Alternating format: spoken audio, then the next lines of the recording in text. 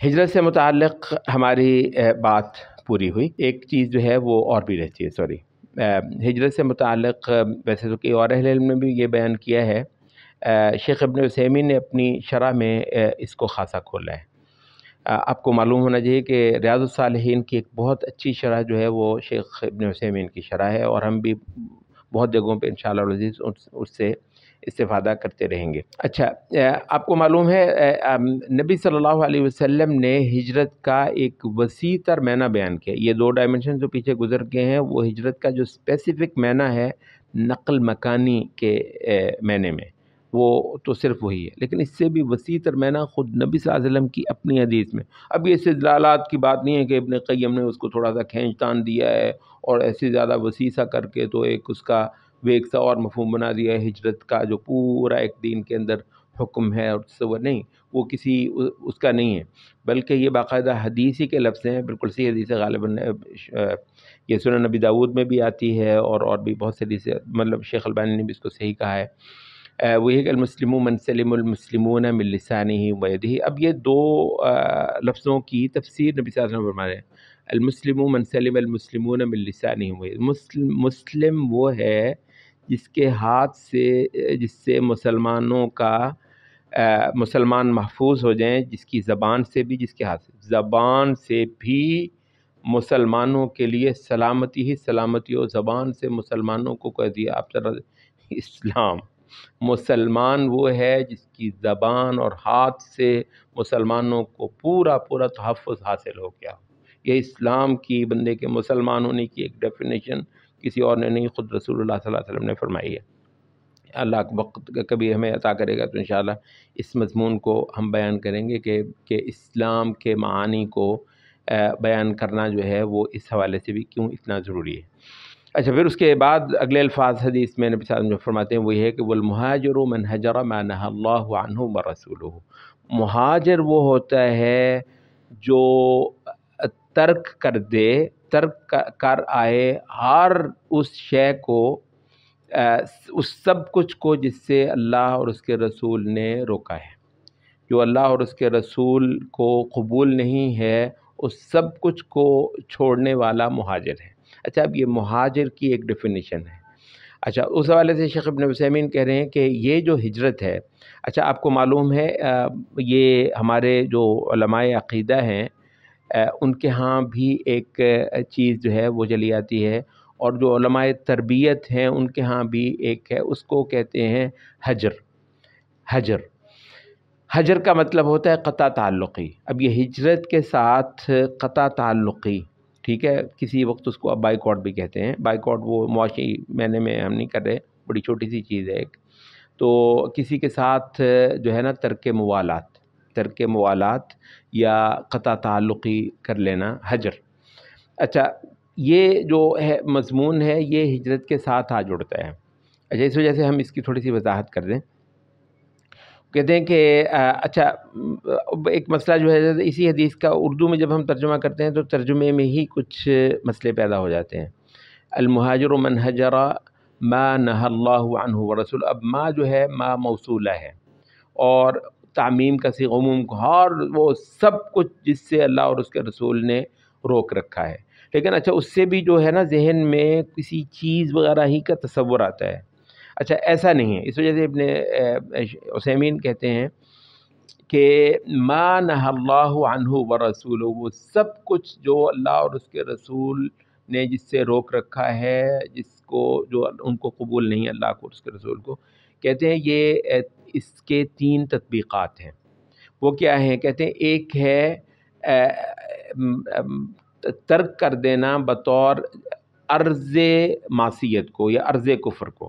ہر وہ شے جس سے اللہ نے روک رکھا، سوری شے کا بھی لفظ نہیں میں بول رہا تاکہ ترجمے کی پیچیدگی میں ہم اس میں نہ پڑیں.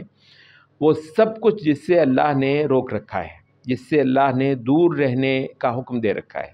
اچھا کہتے ہیں اس میں ایک تو وہ سرزمین آئے گی، سرزمین یا ماحول جو یا تو کفر اور شرک کا ہے یا پھر وہ اللہ تعالیٰ کی معصیت کا ہے. کفر اور شرک کا ہے پھر تو بہت قوت کے ساتھ واجب ہے کہ آپ اس ماحول کو اور اس سرزمین کو چھوڑ دیں جو کفر اور شرک کی سرزمین ہے.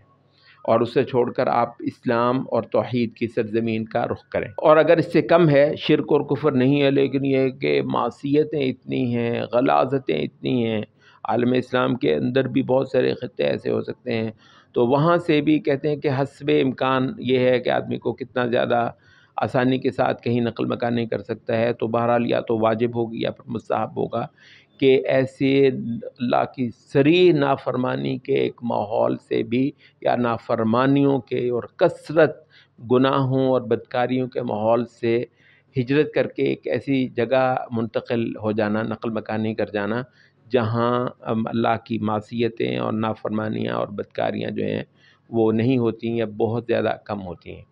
اچھا، یہ کیا ہو گیا؟ کہتے ہیں یہ ہے ہجرت المکان۔ کسی اللہ ہر اس شے جس سے اللہ اور اس کے رسول نے روک رکھا ہے، یا تو وہ خطہ ہو سکتا ہے، اب یہ پہلا ہے ہجرت المکان۔ کہتے ہیں دوسری صورت یہ ہے کہ ہجرت العمل، وہ ایسے کام اور ایسی سرگرمیاں جن سے مانع اللہ، اب اس ماں جو ہے نا جس سے اللہ نے روک رکھا ہے، تو وہ کسی وقت اس سے مراد خطہ ہوگا جس سے اللہ نے دور رہنے کی جو ہے نا وہ ہدایت فرما رکھی ہے، تو کسی وقت وہ خطہ ہو سکتا ہے جو کہ ہم پہلے بات کر چکے ہیں، اور کسی وقت وہ کوئی عمل یا سرگرمی ہو سکتی ہے جس سے اللہ نے دور رہنے کا حکم دیا ہو۔ اب یہ ہے ہجرت، اس کو کہتے ہیں ہجرت العمل۔ ایسے تمام کاموں اور سرگرمیوں سے کنارہ کشی کرنا اور دوری اختیار کرنا، اور دوری اختیار کرنے کے لیے آپ کو جو جتن کرنا ضروری ہوں، ایسے تمام میجرز جو ہے نا ان کو اختیار کرنا، تاکہ یہ اللہ کی معصیت والے امور آپ کی زندگی سے باہر ہو جائیں اور آپ ان سے دور چلے جائیں۔ اچھا، تو یہ ہے ہجرت العمل، ہجرت کی دوسری تطبیق۔ اور دوسری کہتے ہیں کہ تیسری ہے ہجرت الحامل۔ ایسا شخص ہو سکتا ہے جو اللہ تعالیٰ کو ناپسند ہے کہ اس کے ساتھ رہا جائے، اس کے ساتھ ایک بقائے باہمی رکھی جائے، اس کے قربت میں جو ہے نا آدمی زندگی گزارے، کیونکہ بہت کچھ اس کا گند اور غلاظت وہ آپ پر پڑ سکتی ہے۔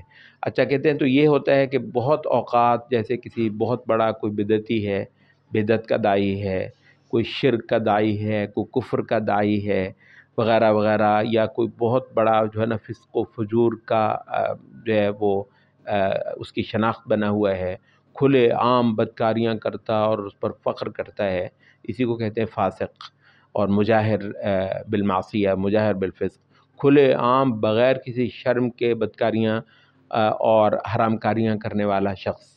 اچھا، ایسے شخص سے بھی کنارہ کشی کرنا، تو یہ ہے ہجرت العامل، ایک ایسے کام کے کرنے والا جو اللہ تعالیٰ کو ناپسند ہے۔ تو یہ ہجرت کی 3 صورتیں ہو گئیں، اور کہتے ہیں کہ اس حدیث کی روح سے یہ تینوں ہی صورتیں دین کا مطلوب ہوتی ہیں، اور ہجرت کا جو ایک وسیع تر معنی ہے اس کے اندر یہ سارا کچھ ہی آتا ہے۔ اب حدیث کے دوسرے سے چھوٹی سی حدیث ہے، لیکن اس کے اندر نا 2 اسلام کے فریضے یعنی کمال انداز میں دین کی اقامت کا معنی بتا رہے ہیں۔ بہت چھوٹی سی حدیث ہے، لیکن معنی کے لحاظ سے 2 عظیم حقیقتوں کا بیان کر رہی ہیں جو دین کو اس جہان میں اپنا وجود جو ہے نا وہ منوانے کے لیے مطلوب ہے۔ پہلی پہ ہماری بات ہو چکی ہے، اور وہ ہے ہجرت۔ تو ہم نے جیسے آپ نے کہا کہ دین اصل میں ہجرت کا بڑا معنی ہے ہی دین کی اقامت کے لیے کہیں جا بیٹھنا، اور کسی قوت کے ساتھ جو ہے نا وہ کسی قوت کے اندر اپنا وجود ضم کر دینا۔ اچھا، اب دوسرا کیا ہے؟ دوسرا ہے کہ ولیکن جہاد بنیت، جہاد۔ اچھا، تو وہ یہ تھا، ہجرت یہ تھی کہ اللہ کی خاطر آپ نے جو ہے نا عالم کفر یا عالم معصیت یا عالم شرک کے ساتھ یا جاہلیت کے ساتھ اپنے راستے الگ کر لیے۔ ذرا ذہن میں کرتے جائیے، یہ صرف نماز روزے والا دین اور پھر اعمال اور اعمال، اس سے بہت بڑی بات جو ہے نا وہ ایک ہو رہی ہے، سرے سے دین کا جو وجود ہے اس کی بات ہو رہی ہے۔ اچھا، تو وہ اس کو آپ مطلب کہتے ہیں کہ ہجرت کیا ہے کہ اللہ تعالیٰ کے ساتھ محاذ آ رہا جو ایک جہان ہے، اس جہان سے اپنے راستے الگ کر آنا، اس کا نام ہے ہجرت۔ آپ نے اس سے راستے الگ کر لیے اور ایک ایسے جہان کا حصہ بن گئے جو اس سے بالکل الگ تھلگ ہو چکا ہے، زمین کی تقسیم، زمین کی دو کیمپوں کی تقسیم، دار الکفر اور دار اسلام۔ بندہ سر پکڑ لیتا ہے، جن کا خیال یہ ہے کہ جناب وہ دارالاسلام آج کہاں، اس کا تصور کہاں، وہ اللہ ہی کہاں سے ہے، اب دارالاسلام کہاں ہے نصوص شریعت میں دارالاسلام؟ سبحان اللہ۔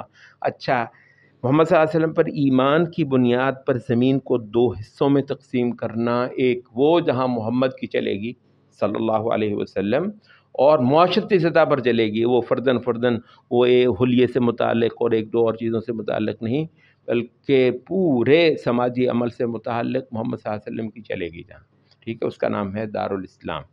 اور ایک وہ ہے جہاں محمد صلی اللہ علیہ وسلم کی نہیں چلے گی تو، اور سرے سے اس کو گھاس ہی نہیں ڈالتے وہ بدبخت، تو اس کا نام ہے دارالکفر۔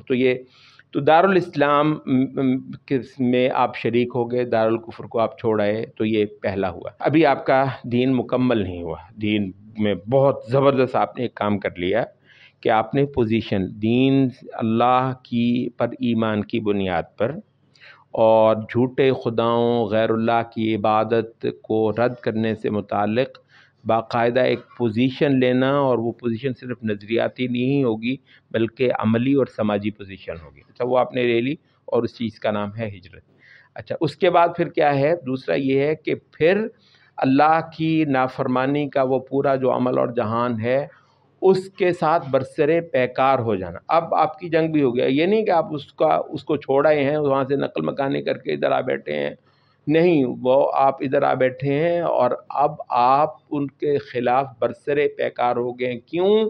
کیونکہ اللہ کی عبادت کو انکار ہو رہا ہے جہان میں، جہاں جہاں سے اللہ کی یکتا لا شریک عبادت کو انکار ہو رہا ہے، جہان میں جہاں جہاں محمد صلی اللہ علیہ وسلم کی شریعت جو اللہ کی طرف سے اس وقت زمین کے لیے مقرر واحد قانون ہے، جہاں جہاں سے انکار ہو رہا ہے، آپ اس کے خلاف برسرے جنگ ہو جاتے ہیں، آپ کی جنگ شروع ہو جاتی ہے۔ حج اور عمرے کر کر کے اپنے دین کو مکمل کرنے والے مسلمانوں، اس بات کو ضرور سن لو، ٹھیک ہے؟ غیر اللہ کی عبادت کرنے والا جو پورا کیمپ ہے اس جہان کے اندر، اس کے خلاف جب تک آپ برسرے پیکار نہیں ہوتے، جب آپ کی اس کی لڑائی اس سے نہیں ہو جاتی ہے، اس وقت تک اپنے دین کو مکمل جاننا اور یہ سمجھنا کہ میرے جیسا دیندار جو ہے، آپ بتاؤ اس میں کیا نقص رہ گیا، یہ ایک بہت بڑا وہم اور ایک بہت بڑا زوم ہے، ٹھیک ہے جی؟ تو یہ دوسرا کیا ہے؟ پھر فرمایا کہ اب ظاہر ہے وہ کہ جی آپ نقل مکانی ہی کرائیے، کیمپ بدلیے، وہ کیمپ چھوڑیے جہاں اللہ کے ساتھ شرک ہوتا ہے۔ ظاہر ہے یہ ایک وقت تک تھا، اللہ نے الحمدللہ فتوحات دیں، اور وہ خطے، وہ سرزمین جزیرہ عرب کے وہ حصے جہاں سے آپ کو نقل مکانی کرانا تھی اس مقصد کے لیے، اچھا تو وہ تو اب خود اللہ کا شکر ہے کہ وہ اسی کی ٹیریٹری میں آ گئے، تو وہ مینا تو ختم ہو گیا۔ اس وجہ سے فرمایا لا ہجرت بعد الفتح، ہجرت تو اس کے بعد نہیں رہی، لیکن جنگ تمہاری باقی رہی ہے، ٹھیک ہے؟ اس سے نقل مکانی کرانا تو اب جزیرہ عرب کے حوالے سے باقی نہیں رہا ہے، لیکن وہ جس وجہ سے کرنی تھی کہ میرا تمہارے ساتھ رہن سہن نہیں، قل یا ایھا الکافرون لا اعبد ما تعبدون، اس کا ایک وسیع تر جو تصور ہے وہی ہے یہ جو جس کی ہم بات کر رہے ہیں۔ اچھا، تو وہ جو ہے نا جس وجہ سے ان کے ساتھ ہماری مخاصمت تھی، تو یہ ذہن میں رکھ لیجئے، یہ دونوں فریضے جو ہے نا، ہجرت اور جہاد، دراصل کفر کے ساتھ مخاصمت کا نام ہے۔ ہجرت مخاصمت کی ایک صورت ہے کفر کے ساتھ، شرک کے ساتھ، اللہ رب العزت کی بغاوت کے ساتھ۔ ہجرت ایک قسم کی جو ہے نا وہ اس کے ساتھ مخاصمت ہے آپ کی، اور پھر اس کے بعد ان کے ساتھ باقاعدہ جہاد کرنا اور الجھنا، یہ دوسری جگہ ہے۔ اب کیونکہ وہ پہلی صورت جو ہے نا آپ کے اپنے وطن میں ریلیونٹ نہیں رہی، آپ کا وطن ہی دارالاسلام ہو چکا ہے، تو پھر باقی تو اصل کیا تھا؟ اصل تھی کفر کے ساتھ آپ کی مخاصمت، وہ کبھی ختم نہیں ہوگی، اور یہ ایک ایسا فریضہ ہے جو نماز سے بھی پہلے ہے، یہ ذہن میں رکھ لیجئے براہ کرم، یہ نماز سے بھی پہلے ہے، یہ روزے سے بھی پہلے ہے، یہ زکوٰۃ اور حج سے بھی پہلے ہے، کفر کے ساتھ مخاصمت، اللہ کی بغاوت اور اللہ کی جو عداوت ہے اس کے ساتھ آپ کی عداوت اور آپ کی مخاصمت، یہ وہ فریضہ ہے جس کا عملی ظہور ہجرت اور جہاد کے ساتھ ہوتا تھا۔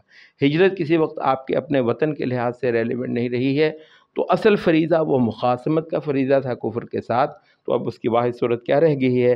ولیکن جہاد ہے اور نیت ہے۔ نیت کیا ہے؟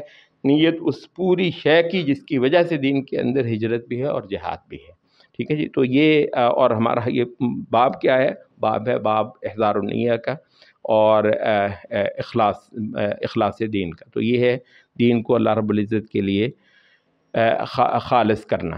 اب یہاں پر جو ہے وہ جہاد کا فریضہ آ گیا ہے۔ اب جہاد کے حوالے سے جہاد بمعنی قتال، جہاد بمعنی قتال، وہ اہل علم میں جو فقہا نے بیان کیا ہے وہ یہ ہے کہ جہاد دین کے اور بہت سارے فرائض کی طرح، جیسے مثلا دعوت ہے، جیسے اسلام کے اقتدار کو قائم کرنا اور قائم رکھنا ہے، وغیرہ وغیرہ، جو دین کے فرائض ہیں، یہ فرض کفایہ ہے۔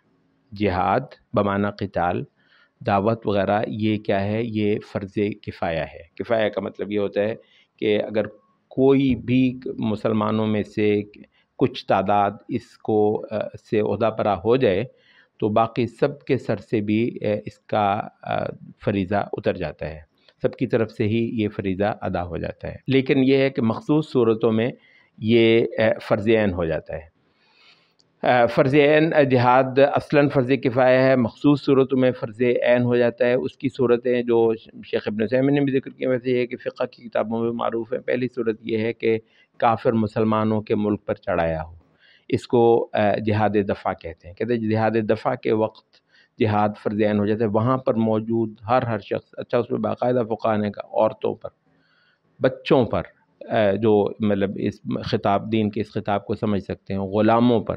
ویسے یہ کہ عورت اپنے خامند کے حکم کے بغیر اور غلام اپنے آقا کے حکم کے بغیر تصرفات اس طرح کے نہیں کر سکتا، لیکن جہاد دفع کے وقت ان سب پر جو یہ کر سکتے ہوں کافر کا نقصان، اور جتنا کتنا مل کر اپنے اسلام کے ملک کو، اسلام کے وطن کو بچا سکتے ہوں، آپ پر یہ فرض ہو جاتا ہے۔ تو یہ پہلی صورت ہے جس وقت کافر آپ کے ملک پر چڑھایا ہے۔ اچھا وہ جو ہے نا جی کہ یہ آپ کو جو ہے نا وہ یہ ہونا چاہیے، یہ شرطیں پوری ہونی، یہ ساری شرطوں ورطوں کا ذکر جو ہوتا ہے نا وہ جہاد طلب کے لیے ہوتا ہے، جہاد دفع کے لیے نہیں ہوتا ہے۔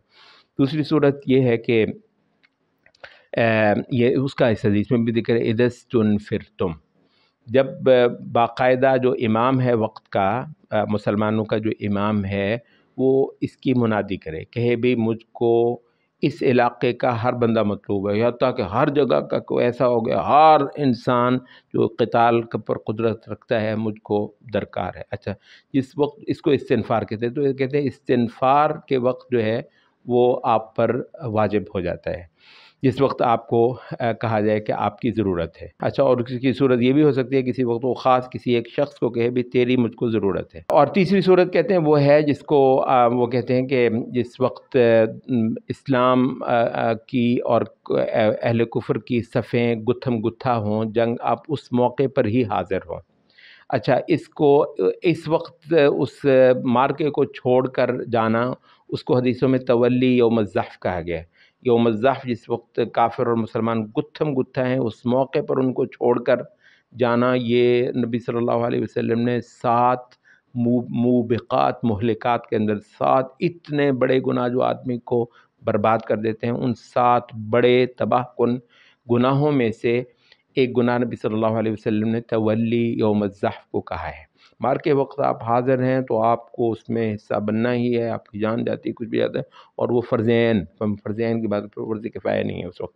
3 ہے۔ اچھا، یہاں پر سبحان اللہ شیخ ابن عثیمین نے ایک اور بات کا ذکر کیا، اور اللہ عالم آج کے زمانے میں وہ خاص طور پر وہ ہے، وہ کہتے ہیں کہ چوتھی صورت یہ ہے کہ مسلمان خود ہی ایک ایسا جانتا ہے، اس کے پاس کوئی ایسی صلاحیت ہے، کوئی ایسی اسکل ہے، کسی خاص ہتھیار کو بنانا یا چلانا یا اس کے استعمال کرنا یا اس کی ٹریننگ دے سکنا اسی کے پاس ہے۔ یہ اتنے تھوڑے لوگوں کے پاس ہے کہ اس کو معلوم ہے کہ کسی جگہ پر مسلمانوں کی ایسی ضرورت ہے کہ وہ اس کے لیے جو مطلوبہ کوئی کیپیبلٹی ہے وہ اس کے پاس ہے اور اسی کے پاس ہے، اور اس کے نہ جانے کی صورت میں مسلمانوں کا کوئی نقصان ہو سکتا ہے۔ تو ابن عثیمین کہتے ہیں کہ یہ چوتھی صورت بھی ہے، اس میں آدمی پر فرض عین ہوگا۔ اچھا، اگر فرض عین کی یہ اب ویسے تو 3 صورتیں بالعموم فقہا کے بیان ہوتے ہیں اور بلا شبہ ویلڈلی یہ چوتھی شرط بھی آ گئی ہے. تو جہاں یہ چاروں شرطیں نہیں ہیں تو وہاں پر جہاد فرض عین تو نہیں ہوگا، فرض کفایہ ظاہر ہے بالکل رہے گا. فرض کفایہ کا خود بخود یہ مطلب ہے کہ ہر مسلمان اس کو اون کرے، ہر مسلمان اس کو اون کرے، اس کے اندر اپنا دل ڈالے. نہیں بھی کر سکتا تو دل سے، جان سے، جذبے کے ساتھ، دعاؤں کے ساتھ اس کے اندر بہرحال شریک رہے.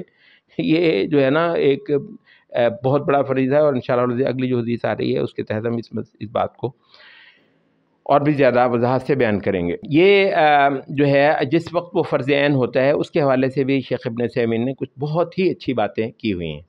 اچھا، وہ یوں ہے کہ جس طریقے سے اب آپ کو پتہ ہے حج جو ہے جو ہر حال میں فرض ہوتا ہے، وہ تو زندگی میں ایک بار ہے، آپ کا فرض وہ ادا ہو گیا ہے. اس کے باوجود جو ہے نا یہ بہت زیادہ پسندیدہ عمل رہتا ہے کہ آپ بہرحال چلیں کچھ دیر کے بعد جتنی اللہ توفیق دے حج کے لیے نکلا ضرور کریں. اس وجہ سے آپ نے دیکھا ہو جنہوں نے حج کر بھی لیا ہے 2 سال 3 سال 5 سال کے بعد ایک آدھ بار وہ حج ضرور کرنے جاتا ہے، اور اسلام کو یہ بہت اچھا لگتا ہے یہ عمل. فرض آپ کا اتر چکا ہے پھر بھی آپ جاتے ہیں. اچھا، اسی طریقے سے وہ کہتے ہیں کہ جس وقت فرض عین نہیں بھی ہے جہاد، فرض کفایہ تو ہے ہی ہے، تو اس وجہ سے نکلنا. حتیٰ کہ بعض اہل علم نے کہا ہے، ابن عثیمین ذکر کرتے ہیں کہ سال میں ایک بار تو بندہ ضرور محاذوں پر ہو آئے، یہ سال میں ایک بار بندہ محاذوں پر ہو ہی آئے. اس حوالے سے ہم یہ کہتے ہیں کہ ہمارے یہ جو مسلمان ملک ہیں جو مطلب قوت کا رونا رو رہے ہیں، خاص طور پہ ابن عثیمین جس ملک میں تھے وہ اس وقت ان کو یہ مت دینے کی کوشش کر رہے ہیں کہ تمام کے تمام مسلمان ٹریننگز لیں. یہ ولیکن جہاد، انہوں نے ایک جہاد ضروری ہے، اور یہ کہ جہاد کی مسلسل نیت تو ہے ہی ضروری، نیت تو ہے ہی ضروری. تو جس بندے کی نیت ہے وہ کیسے ہو سکتا ہے وہ ٹریننگ کے بغیر رہے؟ اس کو ٹریننگ تو حاصل کرنی ہی چاہیے، کیونکہ بھی جس وقت ضرورت ہو دین کو. اچھا، میں اس وقت ٹریننگ کرنے جاؤں گا، ادھر آفت پڑی ہوئی ہے اور میں جو ہے نا وہ بندوق کو کھولنے کا سلیقہ جو ہے نا وہ سیکھ رہا ہوں، اور گولی ڈالنی بھی مجھے نہیں آتی، وہ بھی میں اسی وقت سیکھوں گا. تو مطلب ایسا نہیں ہے. جہاد النیہ کا خود بخود مطلب ہے ایک خاص قسم کی اسلام کی نصرت پر آمادہ قوم. اسلام کو وہ چاہیے ولیکن جہاد النیہ، مسلسل جہاد اور نیت جہاد، تو وہ ضروری ہے. تو اس وجہ سے کہتے ہیں کہ یہ جو ہوتا ہے نا کہ پوری کی پوری قوم کو جہاد کا اجر لینے دینا، پوری کی پوری قوم کو جہاد کا اجر لینے دینا. اچھا، یہاں پر ایک اور بہت اہم بات شیخ صفر الحوالی نے بھی کی اپنی اس کتاب میں، جس کی پاداش میں وہ اس وقت جیل میں بھی ہیں، المسلمون والحضارت الغربیہ. اچھا، اس کے اندر جو ہے نا وہ یہ بات کر رہے ہیں، وہ کہتے ہیں کہ یہ جو بار بار رونا تم روتے ہو کہ یہ دفاعی بجٹ جو جی اتنے ہوتے ہیں، کہتے ہیں ظالموں تم لوگوں نے اصل میں اس کو ایک وطن پرستی کا ایک معاملہ بنا دیا ہوا ہے. اگر کہیں تم چھیڑو یہاں نغمے توحید کے اور ایمان کے اور نبی صلی اللہ علیہ وسلم کی نصرت کے وہ سارے تار جو ہیں جو مسلمانوں کے قلوب میں بڑے آرام سے چڑھے جاتے ہیں، اگر وہ چھیڑ دو. اچھا، ایک تو یہ ہے کہ میس موبلائزنگ ہو پوری کی پوری، ٹھیک ہے، جو بہت تربیت یافتہ باقاعدہ تنخواہ یافتہ فوج ہے وہ تو ہو، بالکل ضرور ہو، لیکن اس کے ساتھ جو ہے نا جب پوری قوم سے آپ کو رضاکار ملتے ہیں انشاءاللہ العزیز، تو کہتے ہیں کہتے ہیں دوسری ایک چیز یہ ہے کہ دفاعی بجٹ کے حوالے سے بھی تم اس کو جہاد کے لیے انفاق کے پہلے تو اس کو بناؤ توحید، پہلے تو اس کو بناؤ دین. ٹھیک ہے، پتن کی بات نہیں ہے. یہ لفظ بول لیا کرو، بڑی شرم آتی ہے تم کو کہو کہ یہ دین کی کا مارکہ ہے. ہماری جنگ جو ہے کافروں کے ساتھ اللہ کے دین کی خاطر ہے، کسی زمین کے ٹکڑے کے لیے نہیں ہے. بول دیا کرو یہ لفظ، کوئی حرج کی بات نہیں ہے. بڑے ہو جاؤ گے، کیونکہ بڑی ہستی کے ساتھ جو ہے نا تمہاری ایک وفاداری اس طریقے سے بنتی ہے. تو کہتے ہیں پہلے تو بناؤ اس کو دین کا مارکہ، تبھی یہ کام ہو سکے گا. اور پھر اس کے ساتھ پھر یہ ہے کہ آپ یہ اجر لینے دیں لوگوں کو. کہتے ہیں آپ دیکھیں کہ جہاد کے لیے لوگ انفاق کرنے والے، آپ کے دفاعی بجٹ کے اندر اپنے حصے ڈالنے والے اتنا ہو جائے گا، اتنا ہو جائے گا. ان سے کہیں کہ نفقہ کا، صدقہ کا، زکوٰۃ کا ایک بہت عظیم الشان مصرف ہے ہی یہ کہ تم اس کے اندر وہ کرو. تو کہتے ہیں کہ ایسا اصل میں ہم اگر اس کا فارمیٹ جو ہے وہ درست کر لیں تو ایک بہت بڑی چیز ہم اپنے اس کے لیے کر سکتے ہیں۔ لیکن یہیں پر اس حدیث کی شرح میں چاہوں گا کہ اگر کوئی بندہ عربی جانتا ہے وہ تو ضرور ابن عثیمین کی شرح پڑھے۔ کہتے ہیں یہاں پر اتنا یہ ضروری ہے کہ ہم اس کو وطن والا مارکہ نہ بنائیں۔ وہ جو لینگویج چلتی ہے نا، وطن وطن وطن، اس کو خدا کے لیے اسے کہو، دین، توحید، خدا کی عبادت، رسول اللہ صلی اللہ علیہ وسلم کا مشن، رسول اللہ صلی اللہ علیہ وسلم کی اس زمین کے اوپر فرما روائی، مطلب اس کی بات اگر تم کر لو تو کہتے ہیں کہ یہ بات جو ہے وہ ضروری ہے۔ اگر میں یہ چند جملے بھی آپ کے لیے پڑھ دوں ابن عثیمین کے، یجب علینا ان نذکر جمیع العامة بان الدعوة الى تحریر الوطن وما اشبه ذلك دعوة غیر مناسبة وانه يجب ان يعبأ الناس تعبئة دینیہ۔ لوگوں کی پوری جو ذہنی بھرتی کی جائے وہ وطن کی بنیاد پر نہ کی جائے، دین کی بنیاد پر کی جائے۔ وَيُقَالُ إِنَّنَا نُدَافِعُ عَنْ دِينِنَا، اور بار بار یہ نہ کہا جائے وطن کا دفاع کر رہے ہیں، کہیں دین کا دفاع کر رہے ہیں۔ إِنَّنَا نُدَافِعُ عَنْ دِينِنَا قَبْلَ كُلِّ شَيْءٍ لِأَنَّ بَلَدَنَا بَلَدُ دِين، اس لیے کہ ہمارا جو ملک ہے وہ ہے ہی دین کا ملک ہے۔ بلد اسلام یحتاج الی حمایت و دفاع، اسلام کا ایک ملک ہے جس کو آج نصرت اور دفاع اور تحفظ کی ضرورت ہے۔ فلا بد ان ندافع عنها بهذه النیہ، اور یہ ہے نا ولکن جہاد و نیہ، اس حدیث کے تحت ابن عثیمین کر رہے ہیں۔ تو جو ہے اس وجہ سے جو ہے نا یہ اس نیت کے ساتھ ہی ہم یہ دفاع کی ساری محنت کرنا چاہ رہے ہیں۔ اما الدفاع بنیت الوطنیہ و بنیت القومیہ فہذا یکون من المؤمن والکافر، یہ جو ہے نا کہ میں وطن کی حفاظت، وطن کے لیے مرتا ہوں اور قوم کے لیے مرتا ہوں، کہتے ہیں اس طرح کرتے ہیں کافر بھی یہی کام کرتے ہیں، مسلمان بھی یہی کام کر لیتے ہیں۔ ولا ينفع صاحبہ یوم القیامہ، قیامت کے دن یہ اس شخص کو کام دینے والی بات نہیں ہے۔ وَإِذَا قُتِلَ وَهُوَ يُدَافِعُ بِهَذِهِ النِّيَّةِ فَلَيْسَ بِشَهِيدٍ، اور وہ اگر مارا جائے جبکہ اس کی نیت یہ ہو تو وہ شہید نہیں ہے۔ لأن الرسول صلی اللہ علیہ وسلم سئل عن الرجل يقاتل حمیۃ، نبی صلی اللہ علیہ وسلم سے پوچھا گیا کہ ایک ایسے شخص کے بارے میں جو لڑ رہا ہے حمیت کے لیے، وَيُقَاتِلُ شَجَاعَةً، اور ایک لڑ رہا ہے بہادری کے لیے یا بہادری کے طور پر، وَيُقَاتِلُ لِيُرَى مَكَانُهُ أَيُّ ذَلِكَ فِي سَبِيلِ اللَّهِ، یا یہ لڑ رہا ہے کہ اس کی جو ہے نا وہ پوزیشن جو ہے وہ نظر آ جائے، کون سا ان میں سے اللہ کے راستے میں۔ فقال، تو نبی صلی اللہ علیہ وسلم نے فرمایا من قاتل لتکون کلمۃ اللہ ہی العلیٰ فهو فی سبیل اللہ، جو اس بات کے لیے لڑے کہ اللہ کا کلمہ ہی بلند ترین ہو تو وہ فی سبیل اللہ ہے۔ اس کے بعد ابن عثیمین کریں انتبہ الی ھذا القید، حدیث میں لگائی گئی اس شرط کو ذرا غور سے دیکھو، من قاتل لتکون کلمۃ اللہ ہی العلیٰ لا لأنہ وطن ہو، اس بات کے لیے نہیں ہوگا کہ یہ اس کا وطن ہے، وہ کسی اور وطن کے لیے بھی لڑتا ہوا اتنا ہی باعث اجر ہوگا اور اتنی ہی بڑی شہادت ہوگی اگر کلمۃ اللہ العلیٰ والی بات کہیں پائی جائے، تو اس وجہ سے یہ وطن سے بہت بڑی ایک چیز ہے۔ وَإِذَا كُنْتَ تُقَاتِلُ لِوَطَنِكَ فَأَنْتَ وَالْكَافِرُ سَوَاءٌ، اگر تو اپنے صرف وطن ہی کے لیے لڑ رہا ہے تو اور کافر برابر ہی ہیں۔ لیکن قلت لتکون کلمۃ اللہ العلیٰ، مگر تو نے یہ کہہ رکھا ہوا ہے کہ میں لڑتا ہوں اس لیے کہ زمین میں اللہ کا کلمہ بلند ترین ہو، ممثلۃ فی بلدک، ہاں اس کا عملی ظہور تمہارے ملک وطن ہی کی صورت میں ہو، بالکل ٹھیک ہے، لأن بلدک بلد اسلام، اس لیے کہ تمہارا ملک اسلام کا ملک ہے۔ ففی هذه الحال یکون القتال قتالا فی سبیل اللہ، تو اس صورت میں ملک وغیرہ کی خاطر لڑنا بھی جو ہے وہ قتال فی سبیل اللہ ہی ہوگا۔ وثبت عنہ صلی اللہ علیہ وسلم انہ قال، نبی صلی اللہ علیہ وسلم سے یہ حدیث ثابت ہے کہ آپ نے فرمایا لا یکلم احد فی سبیل اللہ، کوئی شخص نہیں ہے جس کو زخم پہنچے اللہ کے راستے میں، مطلب لڑتے ہوئے، واللہ اعلم بمن یکلم فی سبیلہ، اور اللہ ہی خوب جانتا ہے کون ہے جس کو اللہ ہی کے راستے میں ہونے کی وجہ سے زخم پہنچا ہے۔ الا جاء یوم القیامۃ وجرحہ یثعب، جب مگر وہ قیامت کے روز آئے گا اس حال میں کہ اس کا جو زخم ہے وہ خوشبو دے رہا ہوگا، نظر آ رہا ہوگا، لون لون الدم والریح ریح المسک، اس کا خون جو ہے وہ اس کا رنگ خون کا رنگ ہوگا اور اس کی خوشبو کستوری کی خوشبو ہوگی۔ فانظر کیف اشترط النبی صلی اللہ علیہ وسلم للشہادۃ ان یکون الانسان یقاتل فی سبیل اللہ، تو اب اچھی طرح دیکھ لو کہ نبی صلی اللہ علیہ وسلم نے کیوں کر یہ شرط شہادت کے لیے شرط لگا رکھی ہے کہ انسان کا قتال کرنا اللہ کے راستے کے لیے ہو، والقتال فی سبیل اللہ، اور قتال اس کا فی سبیل اللہ ہو، ان یقاتل لتکون کلمۃ اللہ۔